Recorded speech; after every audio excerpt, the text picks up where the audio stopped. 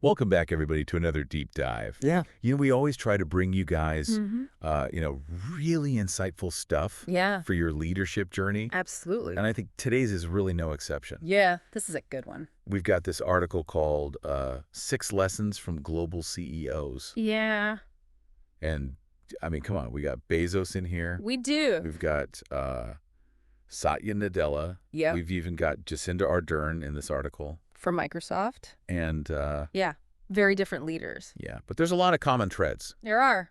So I think this is going to be really good. Mm-hmm. So the first lesson we wanted to talk about is navigating profitability. Right. And, I mean, who better to learn from than Jeff Bezos? The massive. I mean, he built an empire. Yeah. And, he has this really great quote from the article that says, Mhm. keep your competitors focused on you while you stay focused on the customer. Oh, I like that. Right. It sounds so simple. Yeah. But, as a leader, It's harder than it sounds, though.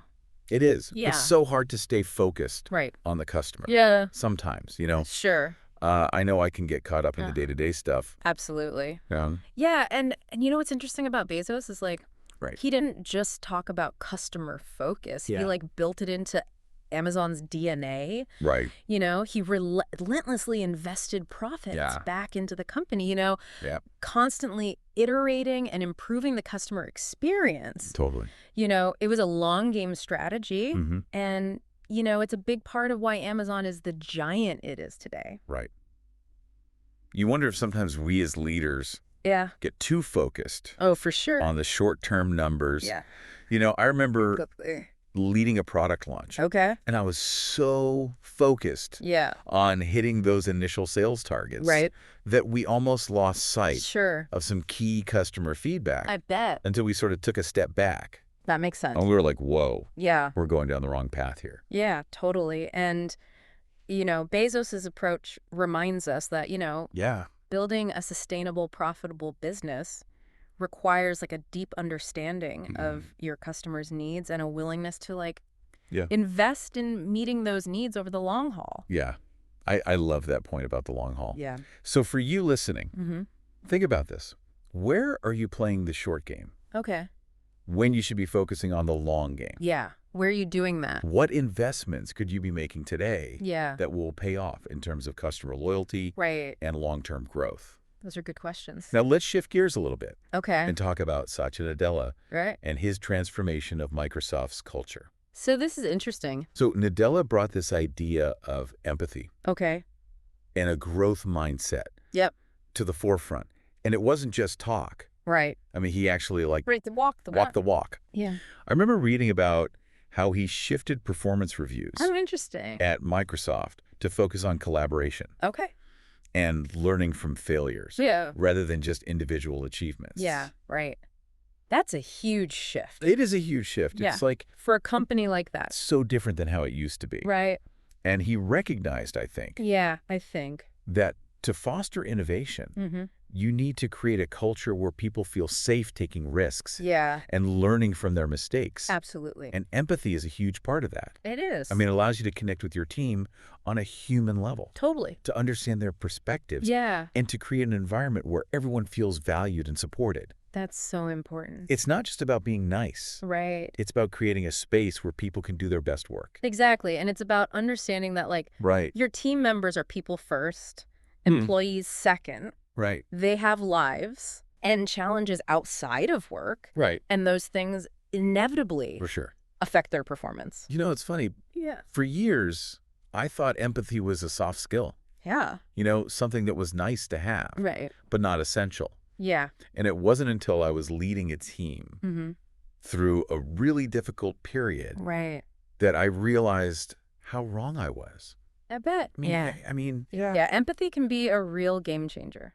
it is. It allows you to build trust, Mm, foster collaboration, yeah, and create a sense of psychological safety within your team. right. And those things are critical Absolute. for success in any organization, For sure. especially in today's fast-paced and ever-changing business landscape. So I'm curious, for you listening, how has empathy played a role in your leadership journey? Good question. Have you seen its power firsthand? Yeah. Have you maybe overlooked it Right. in the past? It's a question worth considering, especially as we move on to our next CEO. Yeah. Paul Pullman Right. and his bold stance on ESG principles at Unilever. Yeah, this was a big deal. I mean, this was a big deal. Yeah.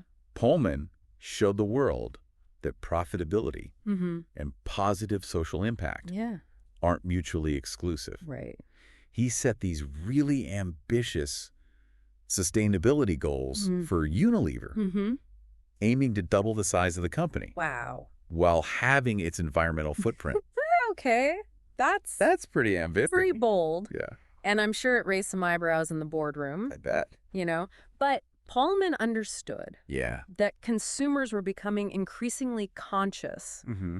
of the social and environmental impact Yeah. of the products they buy. Right. So he saw sustainability Yeah. not just as a moral imperative, Right. but also as a smart business strategy. I love that. And he proved it. Yeah. Unilever's performance under Pullman's leadership Yeah. demonstrated that sustainability can Wow. actually drive business growth. So it challenges that old school thinking For sure. that companies have to choose between doing good Yeah. and doing well. It's powerful. It is. It's a powerful reminder that businesses have a responsibility to consider the impact Yeah. of their operations on the wider world, Mm-hmm. and that doing so Right. can actually enhance their brand reputation, Yep.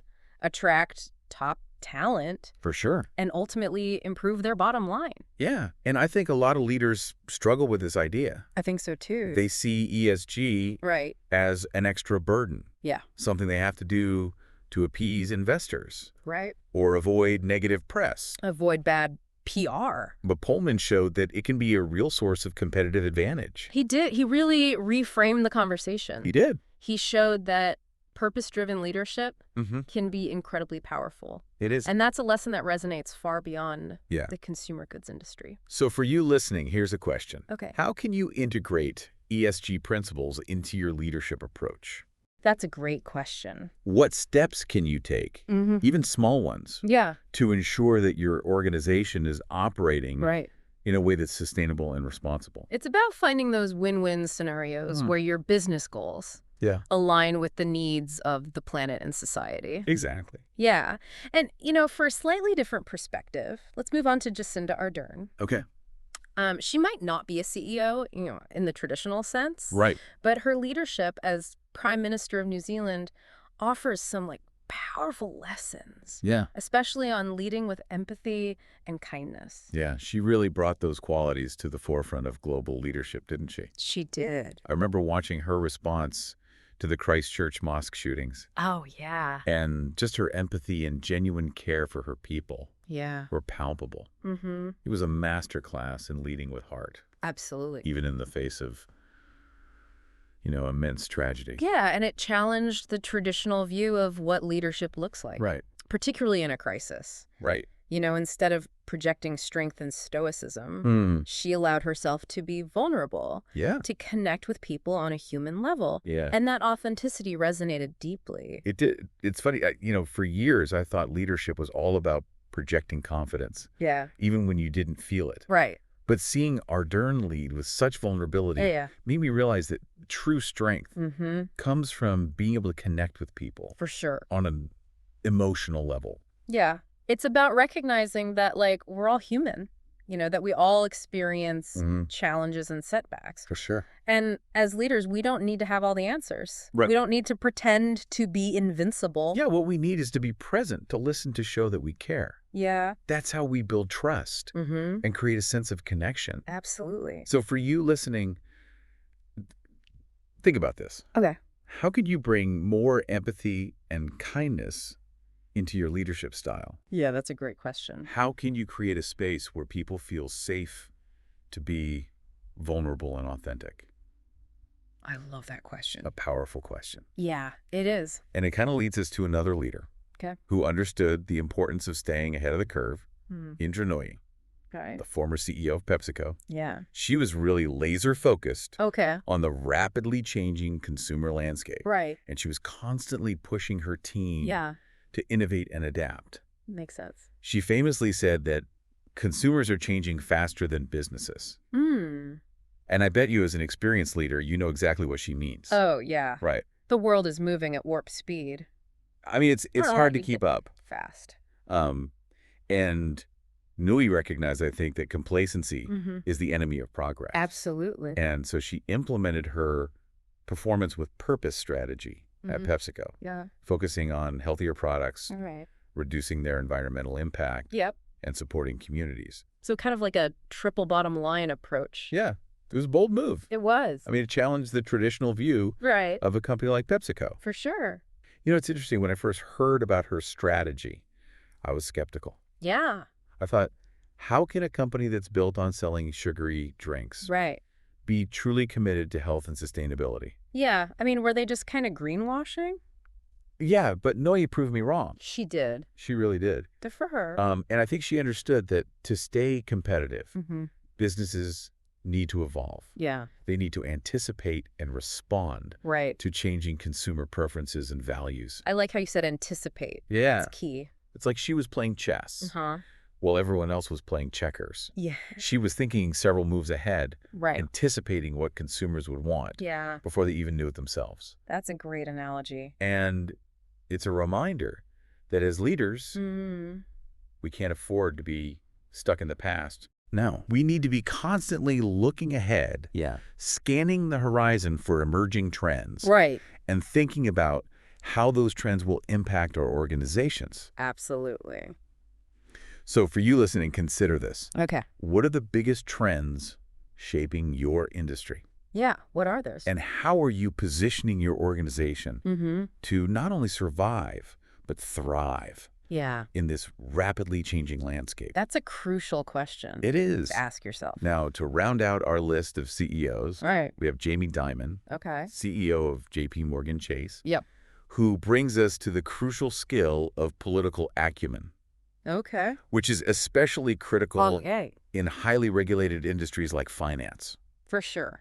I mean, Dimon is a master of navigating complex landscapes. Yeah. He really emphasizes transparency and ethical conduct Okay. when engaging with stakeholders Mhm. and navigating the political arena. It's a minefield out there It is. sometimes. And in today's world, where every decision can be scrutinized on social media and in the press, Yeah. that kind of political savvy Mm. is more important than ever. I think so. You know, Yeah. he understands that building strong relationships Mm. and maintaining trust For sure. are essential for navigating complex regulations Mm. and ensuring long-term success. Makes sense. And it's not just about playing the game. Right. It's about operating with integrity Yeah. and doing what's right, even when it's difficult. Absolutely. You know, for years, I saw political acumen as something you needed to climb the corporate ladder, Yeah. but not necessarily something that made you a better leader. Right. But watching Dimon navigate the financial crisis Mhm. and its aftermath Yeah. made me realize that understanding the nuances Mhm. of power dynamics For sure. and stakeholder management Right. is essential for leading any organization, It is. big or small. Big or small. Yeah, it's about building coalitions, Yeah. finding common ground, and influencing decisions that impact your organization. And being a player in the game. Yeah. Not just a spectator. So for you listening, Okay. think about this. Mm. How strong is your political acumen? Yeah. How strong is it? Are you comfortable operating in complex environments with multiple stakeholders? Good question. And are you prepared to advocate for your organization and its interests Right. in a way that is both effective and ethical? Those are great questions. They are. To ponder. Now, as we wrap up our discussion of these 6 leadership lessons, Okay. it's clear that these aren't isolated skills. Right. I mean, they're interconnected pieces that form a complex tapestry of leadership. I like that analogy. It's like each of these CEOs has their own unique leadership signature. Right? They do. They've taken these core principles Mm-hmm. and woven them together Yeah. in a way that reflects their personality, Or- their yeah. values, Yeah. and the specific challenges they face. Exactly. And I think that's one of the key takeaways from this deep dive. Mm-hmm. There's no one-size-fits-all approach to leadership. Right. It's about finding what works for you, Yeah. what aligns with your strengths and your values. And it's about being willing to learn and adapt Absolutely. to evolve your leadership style Yeah. as you encounter new challenges and opportunities. Right. Because the one thing we know for sure is that Yeah, the world is constantly changing. it is. And the leaders who thrive Yeah, are those who are able to embrace that change, right. to see it as a source of energy and inspiration, Right. rather than something to be feared. So for you listening, think about this. Okay. What does your leadership signature look like? Good question. What are the core principles that guide your decisions and actions? Yeah, what are those principles? And how are you continuing to learn, grow, and evolve as a leader? Because the journey of leadership Right. is never truly finished. No. It's a constant process of discovery, refinement, and adaptation. Yeah, it's like we're all works in progress, you know? Right. Constantly shaping and reshaping our leadership approach. Absolutely. But that's what makes it exciting, right? Yeah. There's always something new to learn. Right. A new challenge to tackle. Yeah. A new way to grow. It's about embracing the journey with all its twists and turns. Right. And remembering that, like, we don't have to have all the answers. Right. In fact, the best leaders are often the ones who are most comfortable Yeah. asking questions. That resonates with me. Yeah. I used to think that as a leader, I needed to have a solution for everything. Right. But I've learned that sometimes the most powerful thing you can do is simply ask, what do you think? Yeah. Or how can we approach this differently? Yeah. It empowers your team. It does. It shows that you value their input, Mm-hmm. and it often leads to more creative and innovative solutions. Absolutely. So remember, leadership isn't about having all the answers. Right. It's about creating an environment where the best answers can emerge. Yeah. Where those answers can come to light. So for you listening, think about this. Okay. When was the last time you truly empowered your team Yeah. to solve a problem? When was the last time? Did you step back and let them take ownership? Right. Or did you jump in with your own solution? Yeah, it's a good reminder that sometimes the best thing we can do as leaders Yeah. is to get out of the way Right. and let our teams shine. Totally. Now, before we wrap up this deep dive, Okay. I want to circle back to something we touched on earlier. Okay. That's the importance of leading with purpose. Yeah. It's a theme that seems to weave its way It does. through all of these leadership lessons, right? It does. Whether it's Bezos's relentless focus on the customer, Right. Nadella's commitment to empathy and growth, or Pullman's bold stance on sustainability, Right. there's a sense of purpose Yeah. that drives their actions. It's like their purpose acts as a compass, Yeah. guiding them through difficult decisions and keeping them focused on the bigger picture. Yeah. And I think that's one of the most important things you can cultivate as a leader, I agree. especially if you've been doing this for a while Yeah.